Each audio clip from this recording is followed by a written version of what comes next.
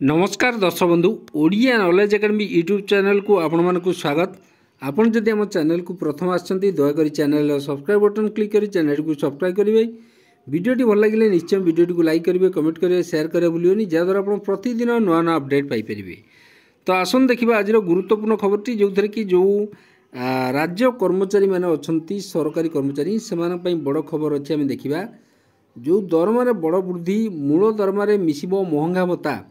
जो डीए मर्ज बेसिक पे जो रही से विषय आज गोटे गुरुत्वपूर्ण खबर पर आम आलोचना करवा। दयाकोरी वीडियोटी को शेष पर्यटन देखिए जहाँद्वारा आप संपूर्ण खबर विषय जानीपर। तो चलतु आरंभ करवा आज खबरटी। तो ये आप देखुवे महंगा भत्ता को दरमा मिसाइबा संपर्क में जो प्रश्न पचार मान्यवर एमएलए ध्रुव चरण साहू। तो से विषय आम देखा जोटि कि 3527 ये प्रश्न नंबर थिला। तो अर्थमंत्री अनुग्रह करी कहिबे कि ये गोटे मान्यवर विधायक पचार प्रश्न जो अर्थमंत्री होती निजे मुख्यमंत्री महोदय। तो तांकु प्रश्न करते जो अनुग्रह करी कहिबे कि जो राज्य रे जो सरकारी कर्मचारी माने अछंती से कर्मचारी मानक जो महंगा भत्ता हार कर्मचारी दरमारे 50% अधिक हो जाइथिबारु तो आप जानी बर्तमान जो महंगा भत्ता हार बा डीए अच्छी डीएटा बर्तमान 53% चली 50% रु अधिक रही। तो प्रश्न गोटे गुरुत्वपूर्ण प्रश्न पचराइला जो थे कि जो महंगा भत्ता हार कर्मचारी आप जानी 50% रु अधिक हो केंद्र सरकार आप जानते हैं अष्टम वेतन कमिशन जो गठन निष्पत्ति घोषणा कर दृष्टि जो राज्य सरकार पूर्वपरी निजर कर्मचारी मानकर जो आप जानते राज्य सरकार को प्रश्न पचराइला जे राज्य सरकार पूर्वपरी निजर कर्मचारी मानकर जो 50% अधिक महंगा भत्ता को दरमार मिसाई दे कर्मचारी मानक सुविधा देवाई पदक्षेप नौचंती कि। तो ये पचराइला जो आप देखिए मु आगुरी से वीडियो करी जो थे कि सरकार को दाबी जनाइला रिप्रेजेंटेशन जनाई जो कर्मचारी संगठन तरफ जो डीए जिते 50% रु अधिक हो जाए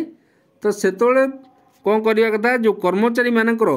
जो दाबी रही से आप जानते डीए सहित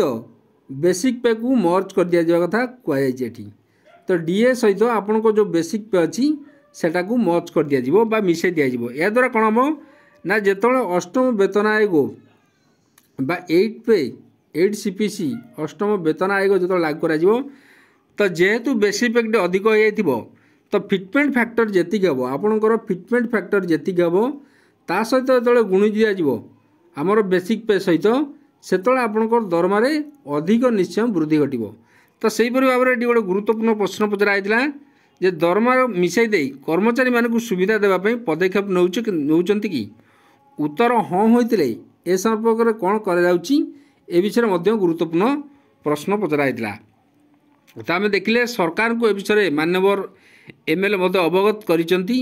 देखा जाए सरकार केंद्र सरकार और राज्य सरकार कौन निष्पत्ति नौचंती से विषय आगू बाकी रहा। जदि डीए सहित बेसिक पे को मर्ज कर दिया जाए तो निश्चिंत एटा कर्मचारी एवं जो पेंशनर अच्छा से निश्चय फायदा हम। तो यहाँ गोटे थिला ता सहित आ गोटे प्रश्न देखा जो आप देखिथे श्री मोहन चरण माझी पूर्व जो प्रश्न पचारि जिते सी विरोध दल में थे जो कॉन्ट्रैक्चुअल अपॉइंटमेंट रूल क्षेत्र में से गोटे गुरुत्वपूर्ण प्रश्न पचारि मान्यवर वर्तमान मुख्यमंत्री पूर्वर मान्यवर विधायक थे मोहन चरण माझी मुख्यमंत्री को अनुरोध करी कहे कि मुख्यमंत्री को पचार प्रश्न जो कॉन्ट्रैक्चुअल रूल 2013 जो अच्छी आप जानी लागू पूर्व राज्य सरकार केउ रूल किंबा रेजोल्यूशन अनुजाई सरकारी चाकरी रे कॉन्ट्रैक्चुअल अपॉइंटमेंट देइचंती। तो से विषय गोटे गुरुत्वपूर्ण पचारते राज्य कैबिनेट द्वारा ए संबंधी अनुमोदित प्रोसीडिंग रो सूचना देवे कि। तो राज्य कैबिनेट द्वारा ये संबंधी अनुमोदित होइछि कि नहीं तापर सूचना देवे कि जो तारीख 26/10/2022 रे सरकार कॉन्ट्रैक्चुअल अपॉइंटमेंट रूल व कॉन्ट्रैक्चुअल अपॉइंटमेंट पर लागू कराइथिबा रूल और रेजोल्यूशन को सरकार केउ कारण उच्छेद करि नाहांती। तो से पर प्रश्न पचराइला ता सहित कॉन्ट्रैक्चुअल अपॉइंटमेंट रूल 2000 को उच्छेद द्वारा 2000 ये गुरुत्वपूर्ण प्रश्न पचरा जो 2013 मसीहा पूर्व जो कॉन्ट्रैक्चुअल अपॉइंटमेंट पाई कर्मचारी माने सेमानक वरिष्ठता हराई एवं दरमा असंगति होइथिबा परिप्रेक्षी 2013 पूर्व कॉन्ट्रैक्चुअल अपॉइंटमेंट होइथिबा कर्मचारी मानक मध्य सरकार समान नियम लागू करने को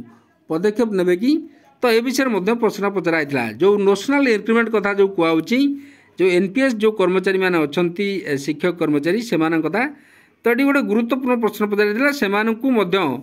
वरिष्ठता भितर जो दरमा असंगति रही ताकू दूर करने को सरकार पदक्षेप ने बोली से समय वर्तमान माननीय मुख्यमंत्री प्रश्न करथिले किंतु वर्तमान कर्मचारी वर्ग प्रश्न जे सरकार सेतोले सरकार को जेहेतु विरोधी दल थिले सरकार को प्रश्न पचार माननीय वर्तमान मुख्यमंत्री तो वर्तमान मुख्यमंत्री से होती तेणुक जो प्रश्न पचारुले ताकू लागू करिवारे असुविधा कौटी रही बोली एमाने मध्यम प्रश्न करुँच तो ये रहा दुटी गुरुत्वपूर्ण कथा तो ये आज खबर थिला जदि खबर आपको भल लगा दयाकर निश्चय चैनल को सब्सक्राइब करेंगे वीडियो को लाइक करेंगे कमेंट करेंगे शेयर करें भूलें जहाँद्वारा आप प्रतिदिन नुआ नुआ अपडेट पाइपर। धन्यवाद।